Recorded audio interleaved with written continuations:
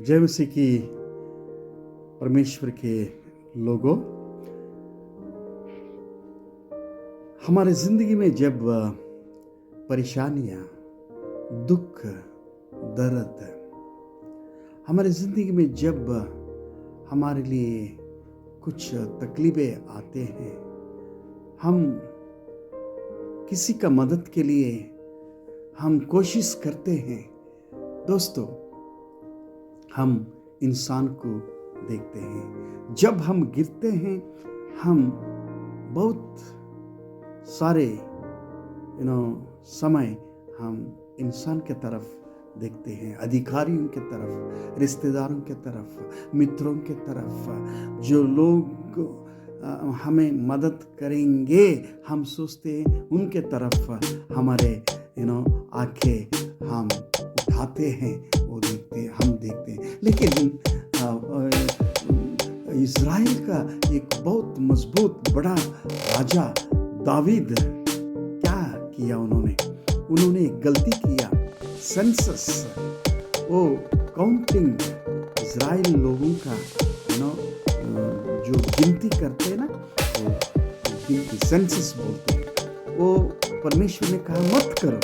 लेकिन इन्होंने क्या किया, परमेश्वर को उन्होंने दूर रखा, परमेश्वर का बात को ना सुनते हुए उन्होंने एक पाप किया, एक परमेश्वर के विरोध एक काम किया।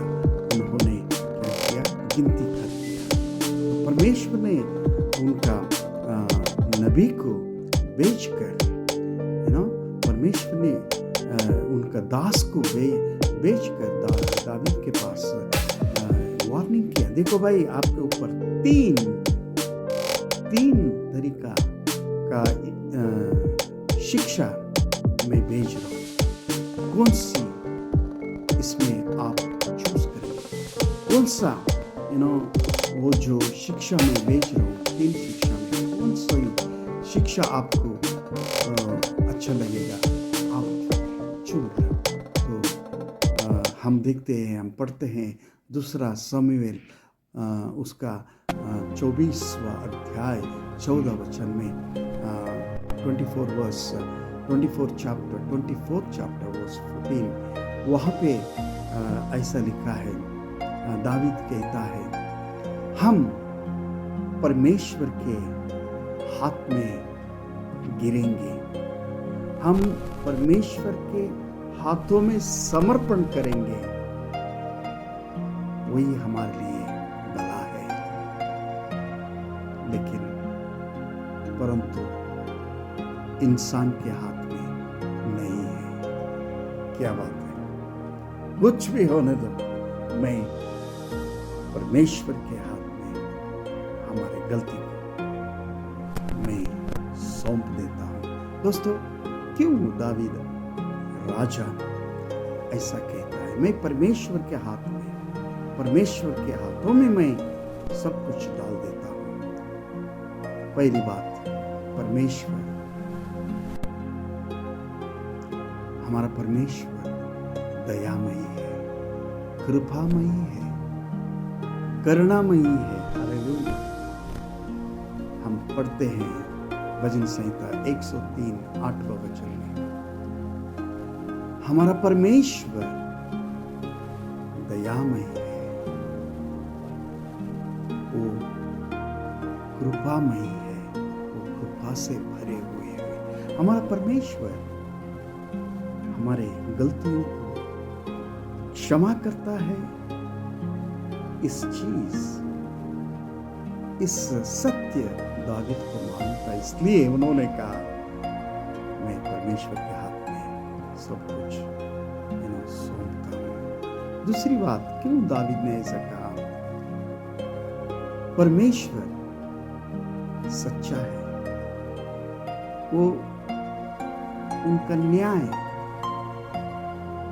वो सच्चा रहता है। परमेश्वर सच्चा न्यायाधीश है, वो कभी भी झूठा नहीं, वो परमेश्वर कभी भी अन्याय करने वाला नहीं, उनका न्याय कभी भी सही रहता है। इसलिए दावीद ने, मैं परमेश्वर के हाथों में मैं गिरता हूँ। इंसान क्या करता है? इंसान स्वार्थी है। इंसान खुद के स्वार्थ के लिए वो न्याय करता है, खुद के भलाई के लिए, खुद के कमाई के लिए, खुद के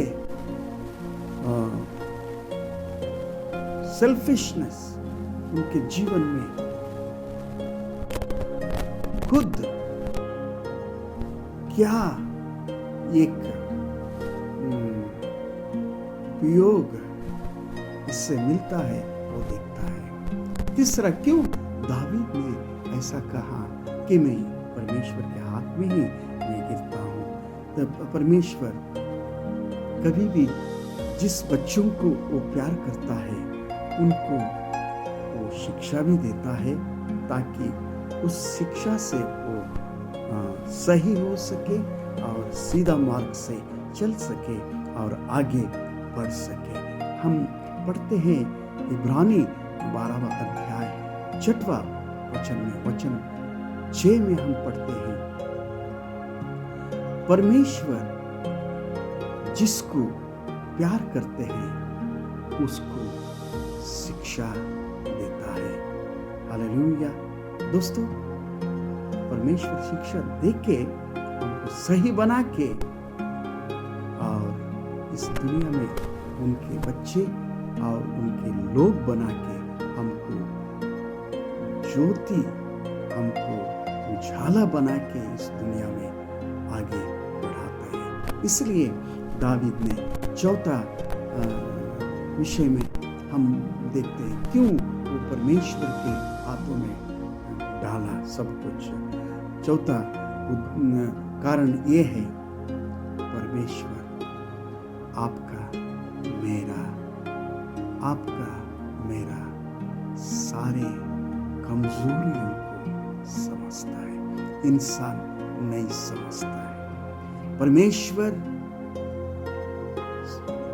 परमेश्वर को सब कुछ समझता है। सर्वज्ञानी है वो परमेश्वर, अंतर्यामी है, सर्वज्ञानी है और वो सर्वशक्तिमान परमेश्वर है। वो सब कुछ जानता है। मेरा दिल जानता है, मेरा मन जानता है। हालेलुया।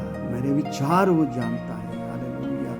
तो हमारा परमेश्वर सब कुछ जानता है। तो इसलिए परमेश्वर हमको जानता है और हमारे सारे गलतियों को क्षमा करने का दिल भी करता है। तो वो परमेश्वर हमें आगे बढ़ाता है। लेकिन इंसान ऐसा नहीं मेरे भाई, मेरे दोस्तों। इंसान करने के जगह से वो भयानक निर्णय लेता है और उनका अधिकार को वो मिसयूज करता है और उनका ज्ञान को मिसयूज करता है और इंसान को दबाते हैं। जो गिरे हुए लोगों को वो दबाता है और खुद ऊपर आने के लिए खुद सबसे अच्छे है ऐसा साबित करने के लिए कोशिश करते हैं। इसलिए दावीद ने उस करुणामयी परमेश्वर, उस सच्चाई न्यायाधीश को, उस परमेश्वर हमको सिखाता है, डिसिप्लिन करता है, उस परमेश्वर हमारे सारे गलतियों को, हमारे सारे कमजोरियों को जानता है, उनको उन्होंने चुना और सारे उनके गलतियों को उनके हाथों में डाला। तो परमेश्वर ने क्षमा किया, दावीद को आगे बढ़ाया, दावीद को और अभिषेक से बढ़ाया और अभिषेक दिया और बहुतायत का आशीष से उनको आगे विजयी जिंदगी जीवित दिया। वही परमेश्वर आपका है, वही परमेश्वर मेरा है, वो देखने वाला है। हालेलुया। आज हमारे सारे दुख दर्द, सारे हमारे ज़रूरत, सारे हमारे आंसू, सारे हमारे अवमान, सब कुछ उस परमेश्वर के हाथों में हम समर्पण करें, प्रार्थना करें। प्रभु जी, इस सुंदर समय के लिए, इस सुंदर दिन के लिए, प्रभु सुंदर वचन के लिए हम धन्यवाद करते हैं। प्रभु यीशु के नाम से प्रभु हमारे सारे दुखों को, हमारे सारे विचारों को, प्रभु जी हमारे सारे आंसुओं को, प्रभु जी हमारे सारे ज़रूरतों को आपके हाथों में हम समर्पण करते हैं। हमारे सारे गलतियों को, पापों को आपके हाथों में समर्पण करते हैं। प्रभु जी आप न्याय कीजिए, क्षमा कीजिए। प्रभु आप हमारे साथ खड़े रहिए। आप कभी भी ना बदलने वाला परमेश्वर, हमारे संग अनंत काल तक रहने वाला परमेश्वर आप है। आप मृत्यु से प्रभु विजय पाया। प्रभु जी आप तीसरा दिन जी उठा और जल्दी आने वाला है। पवित्र आत्मा के द्वारा हमें चला रहे, आप चलाए। सारे महिमा गौरव आपको देते हुए प्रभु यीशु के नाम से हम मांगते हैं, सुन और कबूल कर। आमीन। Praise the Lord. हालेलुया।